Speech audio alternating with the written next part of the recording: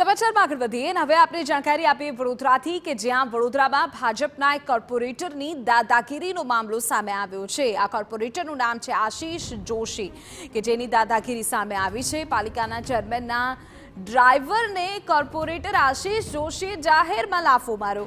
મુખ્ય કચેરી ખાતે કોર્પોરેટરે ચેરમેનના ડ્રાઈવરને લાફો ઝીકતા વિવાદ સર્જાયો છે।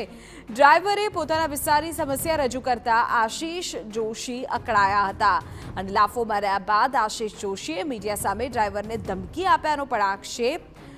કોર્પોરેટર આશીષ જોશીએ કહ્યું કે હું કોઈનાથી ડરતો નથી। ડ્રાઈવરે ખોટા આક્ષેપ કરતા લાફો માર્યાનો કોર્પોરેટર દાવો કરી રહ્યા છે અને લાફો માર્યા બાદ આશીષ જોશીની સુફિયાની વાત પણ સામે આવી। તેમણે કહ્યું કે મને નહોતી ખબર કે ચેરમેનનો ડ્રાઈવર છે, સમજાવવા છતાંય ન સમજતા લાફો માર્યો છે। ફરી વખત કોઈ આવી હિંમત ન કરે એટલે દાખલો બેસાડવા બરાબર દંડ કર્યો છે।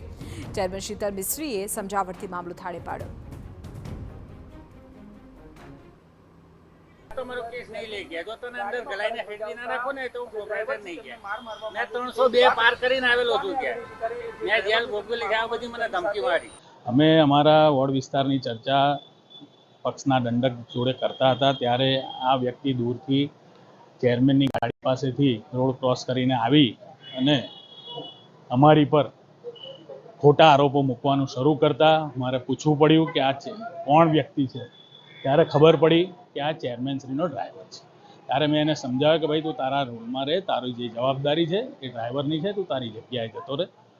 છતાં પણ પાયા વિહોણા આક્ષેપ, ખોટી રીતના આક્ષેપો, અપશબ્દો બોલવાનું ચાલુ રાખતા મારે એને સમજાવ્યો, છતાં પણ ન માનતા એને લાફો માર્યો છે।